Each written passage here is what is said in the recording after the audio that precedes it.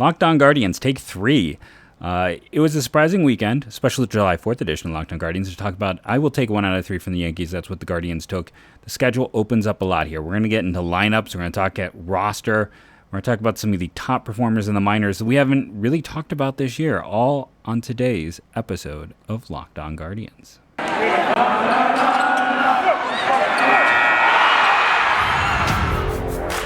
You are Locked On Guardians, your daily podcast on the Cleveland Guardians, part of the Locked On Podcast Network, your team every day.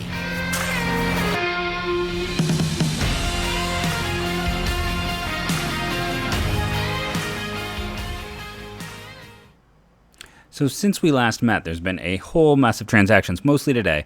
I think most people know that for Saturday's game, we'll talk about Kirk McCarty got recalled to be the starter after we had yet another rain out. I have never seen so many rainouts in my life. Kirk McCarty was called up instead of, why could, 2 starters not pitch? I don't understand quite why it always is that when the guy misses a start, he just pitches the next day and we push everyone back. It's a little confusing to me. They called up Gabriel Arias. He's had a bit of a rough go since he got called up, let's be honest. He was called up, I'm trying to remember. He was called up because of Oscar Gonzalez going on the DL. So surprised he was the choice there. Another infielder. We'll get into more of what's going to occur. But you had him get called up on the second. You also had James Karinchak. He had to be activated, so they designated Tobias Myers the first time, and we talked about that was likely something that could occur, that could be coming. It did come. It occurred. Myers was let go. They gave up Junior Camacho, interesting hitter. Ruben Cardenas was one of those guys a few years ago, and they gave him up. A lot of people were mad. You're never sure how it's going to work out. I mean, the biggest name... sometimes in deals like this, it is the initial, they're not the initial, the big story is Francisco Tatis Jr. for Jamie Shields. But for the Guardians, it's like Tajne Thomas was probably the big guy, and it hasn't come together for him as we were expecting. He was a massive pitching prospect with the Pirates and has really struggled. I really haven't looked in on him this year, if I'm being honest, so I could be wrong. But last year was such a disappointment. They didn't even protect him on the 40-man in spite of having an electric arm. So Cleveland has taken some of those gambles. They took a gamble on Myers, hoping... Because, again, let's look at who has pitched for them this year.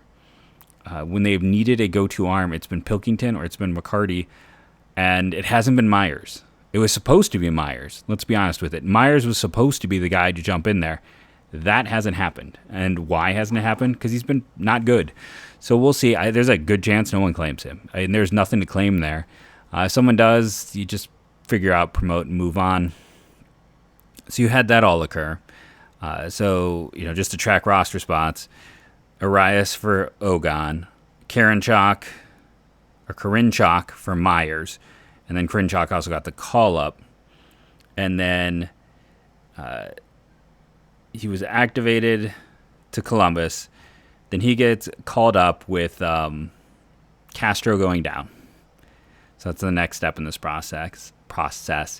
Castro out after another rough starting. Again, we'll get into these starts. Karinchak up. We'll see what he can do. He's been inconsistent. Before his injury, he didn't look like the same guy after the sticky stuff went away. That's just the honest goodness truth of this. That is, if he can get back, I would love if he can get back to where he was a year ago, a little bit more than a year ago at this time, honestly, because then he looked like one of the top 10-ish relievers in baseball.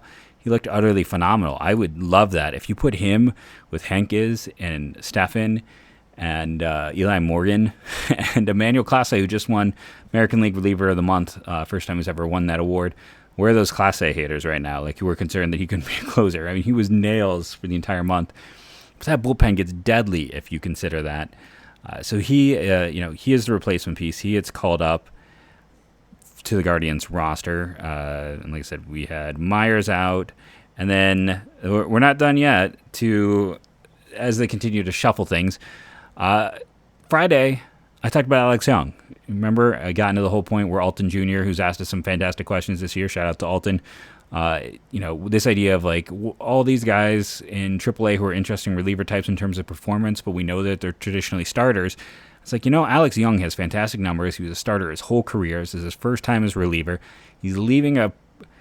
Look at that Diamondback system. Where are the homegrown pitching? Where are the homegrown pitching? That's not even correct English. Where are the homegrown pitchers? But you get my point. They have not done a great job of development. I saw a lot of people saying, like, this is just like Tanner Tully or anything like this. This is up and off and gone. I don't know if that's the case. And I think it goes on the 15-day disabled list with the left tricep strain. They said if the bullpen hadn't been worked so much of late, maybe they could have seen if he could have waited a bit, just a few days. Doesn't necessarily need to be 15. Now it does because he's on the list. But we'll see if this is just a trial run or what goes on for Young. But we highlighted him on Friday, and they called him up Sunday. So as much as I would sit back and I'd be like, well, I had some I didn't. I just looked at the numbers, and he stood out. It's nothing beyond me looking at numbers and thinking that he stood out. And the Guardians agreed. Now, to make room on the 40-man, Kirk McCarty was taken off. Good chance he passes through waivers. Yeah, I don't think he's really done anything to make a team feel comfortable with him as a potential starter. He's a nice depth arm. He's a quad A type. But I don't think he is going to be someone they hold on to. It is interesting, though, that it's like Myers and McCarty off, and Anthony Castro lives to fight another day. We will again see. Cody Morris is throwing. Hankins doesn't have to be activated. Morris is throwing in Arizona. Vargas has to be, July 17th, added back onto the 40-man. So we'll see if Castro is still going then. We'll see if they need to carry 3 catchers then, Sandy Leon. I mean, I still feel like those 2 guys are just sitting there lining up for when they have to add more. It's an interesting lineup, that is for sure. And then, of course, oh no, I didn't miss it. Oh no, I didn't forget it. Philly already, by the way, not only did Philly already let Oscar Mercado go, LA already let Ian Gabad go, and he didn't pitch for him. Now, if you're LA, this is kind of like when Cleveland claimed Luis Ovieda. If you're the Dodgers, you're probably thinking, hey, no one claimed him. We got a good chance we can pass him through waivers. So I think they knew they were going to have to do some shuffling anyways. They claimed him. He's there for a day, and they're hoping he'll pass through waivers and give them some more pitching depth in their minors. The Guardians came to Oscar Mercado. Why? Well, you can't be without an Oscar. In all honesty, this all comes down to this infuriating. And I went off on Twitter about this, making friends and enemies, mostly Mike Freeman. Yes, that Mike Freeman hopping in and telling me what I was wrong about. So in fairness, I was being a little mean and talked about how Michael Martinez, Mike Freeman, and Ernie Clement are all basically the same player, and that is a good bottom of your roster type, but someone for whatever reason Tito wants to play out of position and have them play too often. The basic comeback was Tito knows a thing or two. And I'll say this about Mike Freeman, complete class act in the way he responded. I've dealt with major league talent over the years. You don't often see, I didn't really have anything else to say, so it wasn't so much a backing out as much as okay, that's your point of view. My point of view is what I already said, and I'm not going to back off of those statements. You can go back to the history of this podcast and hear me roasting the same things with Martinez, the same things with Mike Freeman, the same things that are happening now with Ernie Clement, and it's just this never-ending cycle. And I mean, Clement was in left field today, and it's not like this team doesn't have, Nolan Jones is hitting 340 since he's been activated, had another grand slam, but let's run Ernie Clement out there. Who, let's see, I got the stats right here. Let's talk Ernie Clement. Amongst players who have had 70 plate appearances since the 1st of June, Ernie Clement has the 7th worst runs created plus in baseball. 7th worst. Christian Pache, who was just sent down by Oakland, is the worst hitter. And again, you want to talk about why you always got to look at Christian Pache is looking like the next Lewis Brinson, looking like the next Leotis Tavares. Yes, I did talk about maybe he's worth acquiring because I thought he could be something close to basically what Miles Straw is. And we'll get into Straw. That's something else different. But Pache was considered universally one of the top 5 prospects in baseball, and here he goes getting sent down. Defense has been great. Sam Hilliard, who's supposed to be a bat-first guy, Travis Demeret in Atlanta, who's, for a guy who's never been that great, he has kept bouncing around. Good for him. Tucker Barnhart has been a disaster for Detroit, but just about everything has. Aramis Garcia, a backup catcher for Cincinnati, Andrelton Simmons, and then Ernie Clement. But we're still going to play him every day. And the same thing with Oscar Mercado. Hey, we don't have Oscar Gonzalez anymore. We need a right-handed bat. Doesn't matter if these guys are right-handed bats. I'm sorry if that was so loud in the podcast, but I'm going to say it again. It doesn't matter if they're right-handed bats if they can't hit. I'm a right-handed bat. You could sign me. I will guaranteed strike out every single time I'm up to the plate. That's just guaranteed. But I'm a right-handed bat, and apparently just the fact that I'm right-handed makes me better in a lot of situations than actual Major League talent. That is what we are learning from the way Tito deploys his team, and he needs more right-handed bats. I think I looked it up, 28% of innings in all of baseball were thrown by lefties. So 72% of the time, you're not even facing them. So for those 28% of the time, you need a guy who can't hit righties or lefties, but at least he's right-handed. And it's also kind of like, in a way, insulting to left-handed batters, because it's this idea that, like, he doesn't really go out of his way to platoon a righty. Like, even remember when, like, Jordan Luplow, he was like, oh, I think Luplow has shown that, he deserves more opportunities against right-handed. Like, he believes in a right-handed batter right-handed hitters can hit anything, and left-handed batters cannot hit lefties. They can't. It's God help them. They can't. They need help. And it's maddening, and it's causing them to put guys playing out of position, which I never understood. For Tito he's a smart guy. He's very knowledgeable, but why he keeps throwing guys in spots they've like hardly ever played, just so he can get their bat in, when their bat is, again, one of the 10 worst bats in baseball. And if I expanded that, it might even be lower if I didn't just take the June 1st cutoff. But we're going to talk about some of the stats again for this team when we get into the games. But it's just, again, bottom line. It doesn't matter if you're right-handed or left-handed if you can't hit. And right now, Mercado and Clement can't hit. But we're going to see them every time there's a lefty on the mound because, magic, I guess. I don't have... You can't give an in-depth thought because there isn't anything outside of platoons. And platoons are great. But I said that was last thought, but I have this feeling like platoon and platoon advantages, like Tito got a lot of credit for that when he first came to Cleveland, and he very smartly deployed them. When you have a Jordan Luplow, yes, that's a weapon, using it that way. But I also feel like he is that guy who just learned about like on-base percentage, who's your buddy, who like always brings it up because he's trying to show how smart he is. Like he's just learned this thing, so he always references it. That's Tito with platoons. Like that's the last new thing he learned. So he's just going to lean really hard into it because that's about as advanced as they get. Because, they don't maximize the lineup. They don't. And again, I hate to say this because like he was an absolute genius in that World Series run. But that was unfortunately the last time I saw anything resembling advanced thoughts, analytical approaches, or anything beyond his gut. And that's why the Guardians had the ugliest lineups I have seen all year this weekend. We're going to take our first break and come back and talk about those games on Locked On Guardians. My stomach is a rumbling. I'm going to reach for a Built Bar. I got them right back here in my little cabinet of snacks. There's always something good there. Like I have an ad copy. Forget the ad copy. I don't need an ad copy. I'm going to go to the website because I'm a buyer of Built Bar. It's not just someone who hawks this item. Right now, coconut brownie chunk. They do brownie well. They do coconut well. They do puff well. That is available. Coconut brownie chunk is the big flavor. They've sent me so many things of late. I'm like, why haven't I tried this? They had cookie dough chunk puffs. I missed that. That's sold out. You can currently get the white chocolate berry granola. I really like those granolas. Those might have been my favorite. And I have tried just about everything Built Bar has to offer. Banana cream pie is a good one. Brownie batter is solid. But a coconut brownie chunk puff sounds utterly amazing. And that is right now over at BuiltBar.com.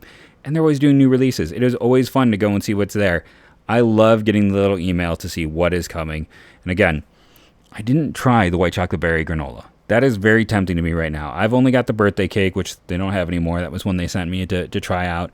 And I'm like, thank you for sending it, but I keep buying it. You don't have to send me more, but please do. BuiltBar.com is the website. It's the best tasting protein bar I have ever had in my entire life. Like I said, I spend my own money. And when I do that, I use the promo code LOCKED15 to save 15%. And then you start building up your Built Bucks to save even more.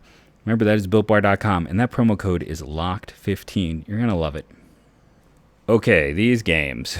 Did we mention, I don't think I mentioned before the break, Oscar Mercado they let go Yohan Ramirez, who they claimed from Seattle. That was the first.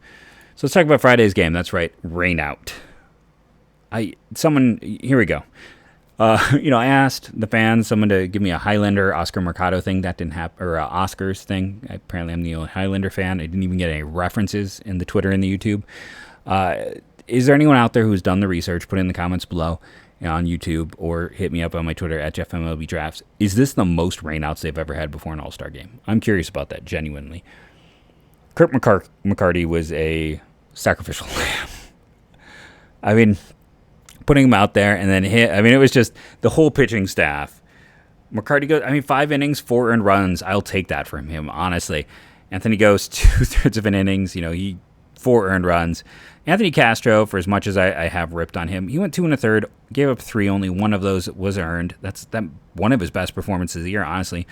And then it got so bad we saw the return of Ernie Clement, pitcher, who it might be better than Ernie Clement, hitter. I'm going to keep getting myself in trouble with this. This is why I don't get to be considered real media, even though I have the podcast equivalent of a radio show. But this was not a fun game. Outside of, it started really fun. That's the worst part. Like, Franmil and Naylor going back-to-back. That was awesome. You're up 2-0. And then you go in the third inning, and the Yankees take the lead, and it's just a bull rush from there. We reached base twice. Let's do our typical stuff. Going down the line, you had 2 hits by Naylor, 2 hits by Franmil.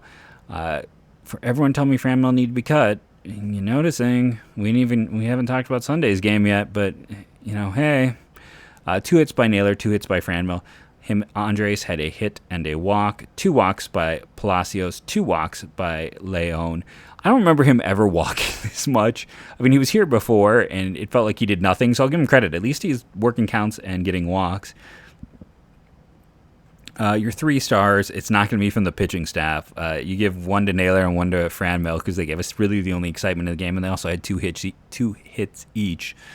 And then it comes down to, it's like Andres gave us a double, but he also had the error. So does that balance out? Just kind of going through it all. I'm going to give it to...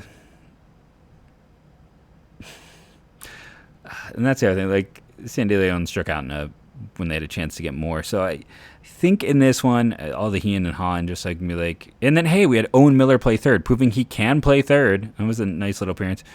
And, man, Jose is just...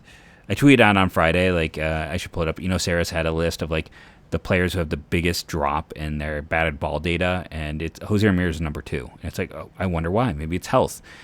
They've got this upcoming schedule with, Cupcake City. Let's just send Jose to the disabled list and tell him rest his thumb. I busted my thumb. Okay, ready? Let's see. I can never get this right on camera.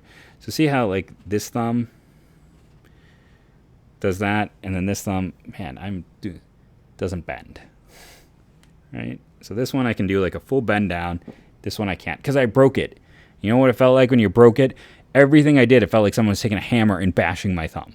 I can't imagine and I broke mine playing third base.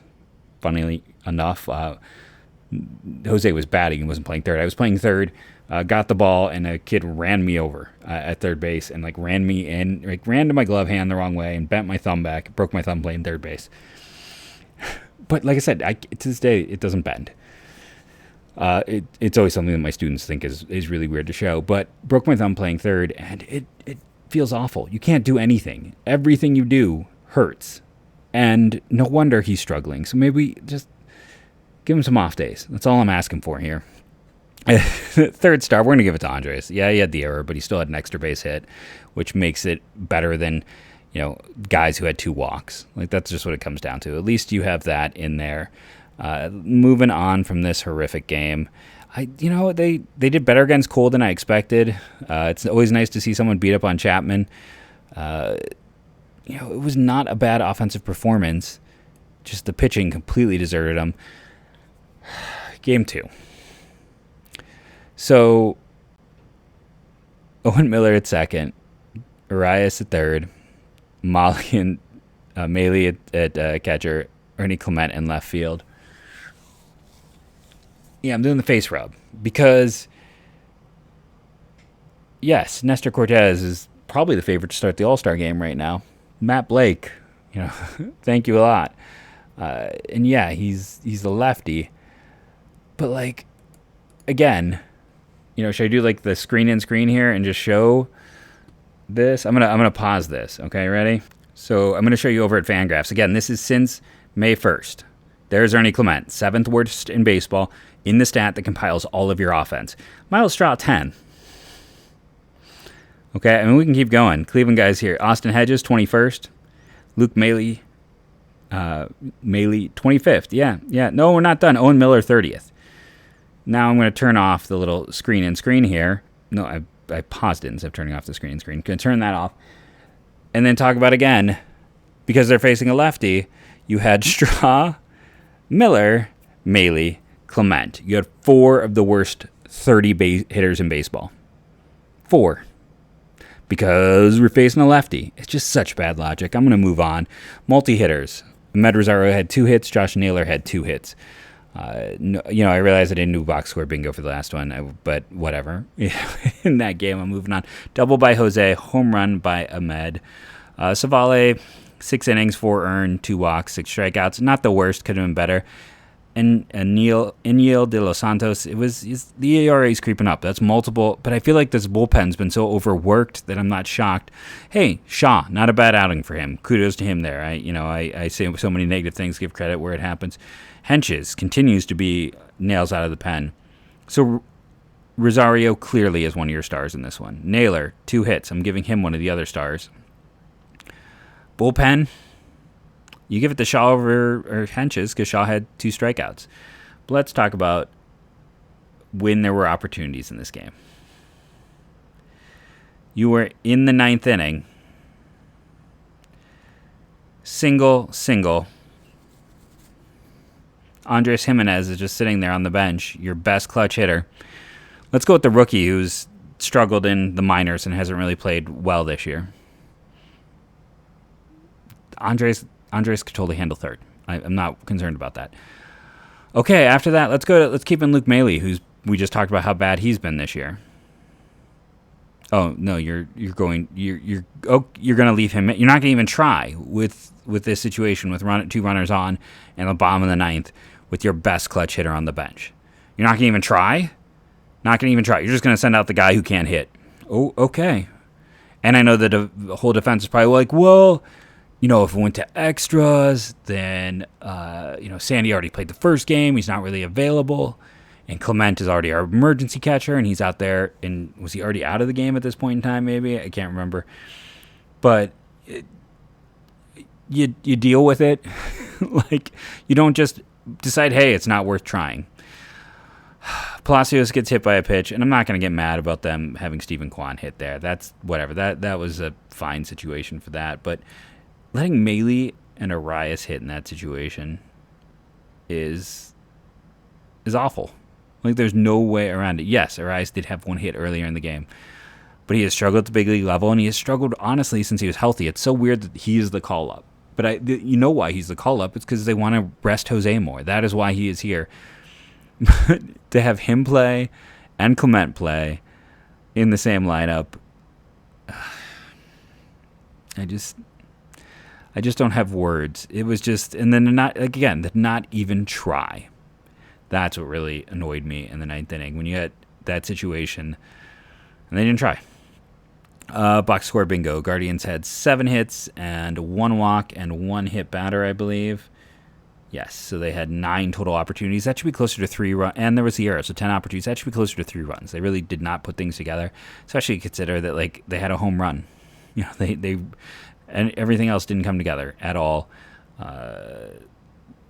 But then on the other side of things, they only had 7 hits and 3 walks, so they had 11 opportunities and 6 earned runs. Now, they also had 2 home runs, but still, this second game was closer than it had an opportunity to be, and it could have been even more so if they'd even tried. So that one is frustrating in that regard. Like I said, it just felt like they decided they had lost and then weren't going to even try. We're going to take our last break, come back, talk about the win, end on some positivity, and then talk about one prospect that I really want to talk about who has been hitting the cover off the ball.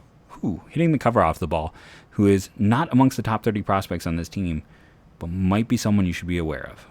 Definitely should be someone you should be aware of, but might be a name you want to know.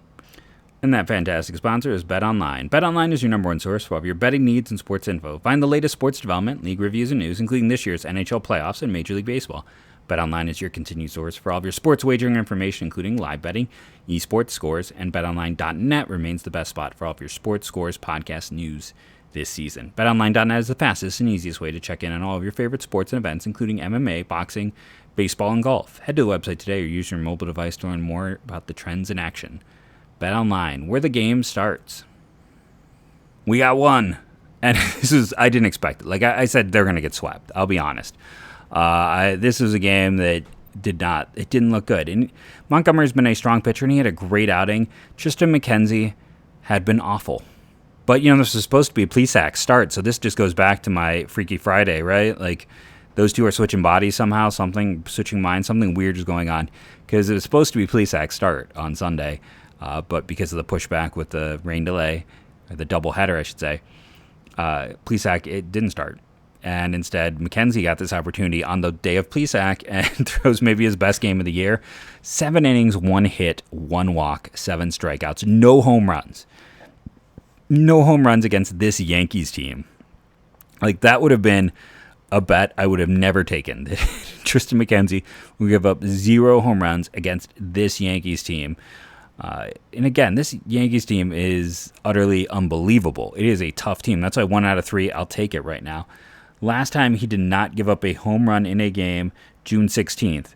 Before that, he had not given up a home run May 7th and May 1st. If you want to talk about his last 3 times, you have to go back to the 1st of May. That's been one of his biggest issues this year. And they were just lucky in the regard that, well, they weren't lucky. He was darn good in this one. Morgan comes out, and after some struggles of late, 1 inning, 2 strikeouts. Clase, this was not a safe save. He walked 2 guys.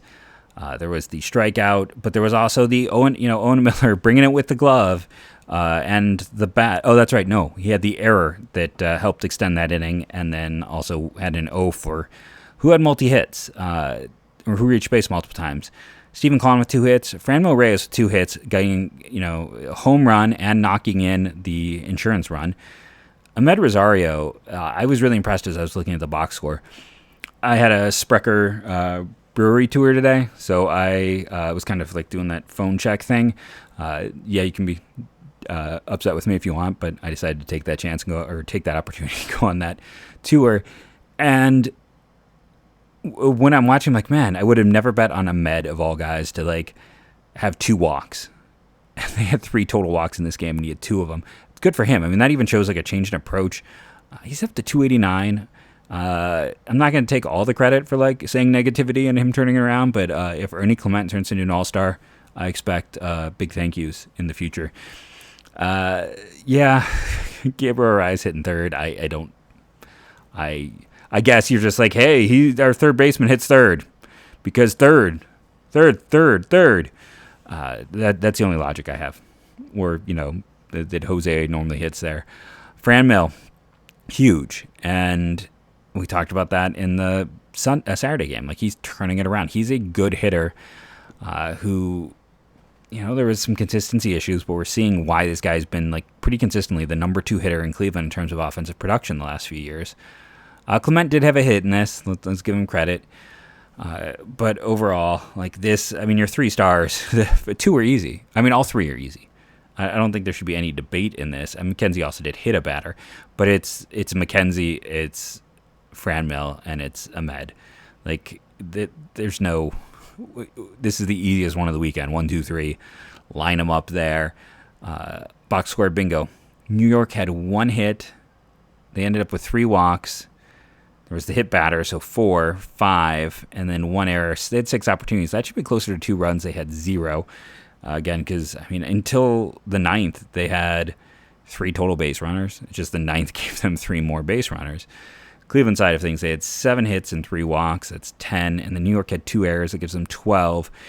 12 should be closer to 4 runs, so they kind of underperformed, especially when one of them came by the home run. But I don't care. They won. I will take it. Great game. It's the end of the bullpen you want to see. It's the Triston McKenzie that we were hoping to see more of. Early in the year, I was saying he might be this team's best starter. And then things kind of changed. But I love seeing this. But again, consistency is the key. And the lack of consistency has been the really big thing holding Triston McKenzie back from like hitting that number one type of ceiling right now. Just even in a game, the consistency isn't there, let alone start to start. But this one was just consistently dominant. I thought he could have gone out for the eighth if they really wanted to push it just when I was looking at pitch counts and everything else. It was, kudos to him. And I said I want to talk about a prospect. So if I asked you who is second in the minors amongst Cleveland Indians players in home runs, I think most people know that Jhonkensy Noel is first. He's already got 24, especially because he's been going crazy at Double-A. You might guess Will Benson, because he's had some big numbers. Joe Naranjo, who put up ones early at the start of the year. George Valera, who's hit a bunch. You'd be wrong. In this case, it's Micah Pries, a guy who's not really talked about in that outfield mix, who's in Double-A. If I asked you, he's number 2 in slugging percentage. He is like Justin Latta, our good friend over at Indians Baseball Insider. It's like Micah Pries right now, and it was like a gif of a guy like walking on fire.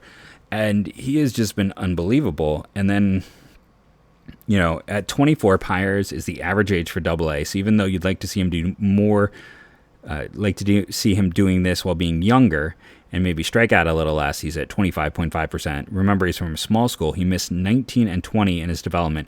And his 21 season was his first pro action. So he gets drafted in 19. He was an older player from a small school, Point Loma College, I want to say. He put up massive numbers. And I remember writing about him, this is an interesting guy. And then on top of this, Andrew Kinsman at Fever Dog let me know, and I'd forgotten about this, and I probably wrote about it at one point, so he gets drafted in 2019 and has Tommy John surgery as an outfielder. So it takes him a year to resume hitting. He resumes his hitting. It's 2020. Can't do anything there. And then, again, when you consider the fact of what he has done for a guy who was drafted in 19 and didn't get to play his first 2 years in the minors, and last year was his first look in the minor leagues, he's a strong kid, 6'4", 210. Last year, split between low and high A. He had a 150 runs created plus in 91 plate appearances and a 117 and 179 in high A. This year at Double-A is up to 135, and it's going up. And what's nice to see is that 9% walk rate. The strikeout rate at 25% is actually lower. He has lowered his walk rate, or raised his walk rate, lowered his strikeout rate or percentages, I should say, from a year ago, while increasing his slugging. And the rest of the stat line is very similar. He's a strong kid who's essentially in his second year in the minors at 24. So yes, you look at the age relative models, but in a guy like this' case, it's a little bit different because he came from 13th round pick out of a very small school and then missed 2 years. So he is interesting, and he's forcing the Guardians to look at him, I think. He's a big, strong kid with good numbers. And the question is, can he hit enough? The power is there. Could it be plus? Could he be a 60 grade power guy? Potentially. I think that's there for him. He's probably a left fielder, but he's one of those guys who, again, we talk about Matt Blake going to the Yankees. I've talked about him many times on this podcast alone. We talked about the loss of Ruben Niebla and how much I was like, oh, that's a killer. What Junior Betances is doing in Double-A Akron right now, I have no idea what Chris Valleca. It's hard to judge the impact of a hitting coach. Junior Betances is maybe you give him too much credit, but there's a lot of guys like Micah Pries here who are taking steps forward in multiple ways. Was it Brian Rocchio just had a multi-home run game? You go and you look at what is happening right now for that Akron team, and it's unbelievable. It is absolutely unbelievable. So many guys are stepping forward, stepping up, and just keep your eye on Junior Betances. He is... you don't want to put the Ruben Niebla of hitting on anyone, but right now it's kind of feeling like that. Just what he has done with this team. Jhonkensy Noel has 5 home runs since he got called up to there. Valera's at 13. Talk about Bo Naylor's rebound. Will Brennan and the step forward he took before his promotion. What Micah Pries has done. Brian Rocchio is starting to turn things on there. The only guy who really hasn't turned around who's the high-end prospect is Jose Tena. But everyone else, it's been interesting than just the players they promoted through as well. Pay attention to what's happening there. Pay attention to the prospects. And then I get a lot of Will Brennan talk. And yes, if you look at who has led the minor leagues in batting average amongst Guardians hitters, he is hitting 341 across 2 levels. Remember we talked about Milan Tolentino when he's hitting 400. He's down to 309 across 2 levels. Valera's at 3rd. 5th is Naylor. Alex, and here's the thing too. So Alex Call is 8th there. He's 7th in home runs. He's on base percentage. He's 6th. Alex Call is not that much older than Mercado right now. If you want a right-handed bat, why not call on Alex? I know, terrible pun, but like he's a right-handed bat who all he has done the last 2 years is succeed. Like he was great in AA, got the call up to AAA for the first time in his life, and he was league average. And this year he's crushing the ball in AAA, and he walks 16% of the time to a 16% strikeout. There's a lot of positives there with him. Why not him? Over, and he is, let's see, let's do the age thing. He's 27 in September. He'll be 28. Oscar Mercado is 27, and in December he'll be 28. So Call is 3 months older. Why not give him an opportunity? Why not? We already know Mercado can't do it. If you want a right-handed bat, go call and call. But, forget about the whole righty versus lefty thing and get your best guys out there and bring up Will Brennan, who, if he is not on a mid-season top 10 for the Guardians, and honestly, he should start getting top 100 talk, because you look at what he did versus what Quan did. And again, Quan was a little bit younger, but, it is another player who missed time and was a two-way guy in college, who the explosion he has had this year, he is on that Quan track, and you better pay attention to Brennan. That's all I'm going to say. He has to be rostered at the end of the year anyways, so all of this just comes back around. Nolan Jones is, he had a grand slam, another one. I think he had like 2 in the last 2 weeks. And again, he's hitting like 340. You got Will Brennan, who you got to add, who's hitting 340 across 2 levels. George Valera is absolutely mashing. Micah Pries, they're not going to add, but he has been amazing. Will Benson is in the midst of one of his best seasons. You're at some point, Alex Call. Like I said, if you're going to go add a guy, let's see what some players can do who haven't had that opportunity. If you're going to go out and get a bench type, maybe, like I said, see what Call can do. I'm totally up for that. And here's the thing. If he comes up and he's not good, he's going to pass back through waivers. I don't think anyone's jumping for the 27-year-old kid from Ball State who's on his way to turning 28. But at the same time, he's done everything you've asked the last 2 years. He deserves the call-up. So that's kind of my ending thought. Let me know what you think. Am I being too harsh? Am I being not harsh enough? Do you think, like I think, that someone like Alex Call would be a better option than Oscar Mercado? And we already know Mercado's not here to stay. They let him go once because of they didn't need him. He's clearly not someone they're going to keep around long term. You don't cut a guy, claim him 2 weeks later because your only right-handed bat is hurt to keep him. He is here to fill in as a righty. So you don't have Ernie Clement out there. I mean, basically, what this is going to allow is Arias gets sent down.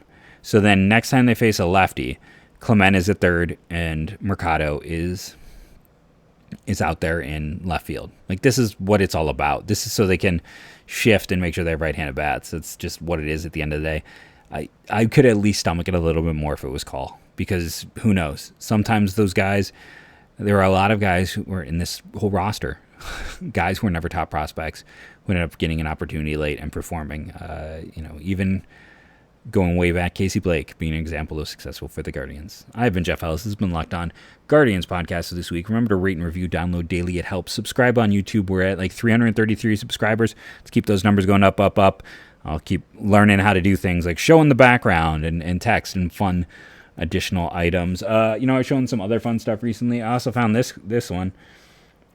Another Canton Akron ticket. This one doesn't have Oscar Mercado's signature on it. Maybe I can pull it back. But spring into summer, free admittance for students only. Good for the 1996 regular season game at Thurman Munson Stadium. So, you also get to see that when you subscribe on the YouTube. Again, I've been Jeff Ellis. Go check out Lindsay's work over on Locked On Prospects, good friend of the show.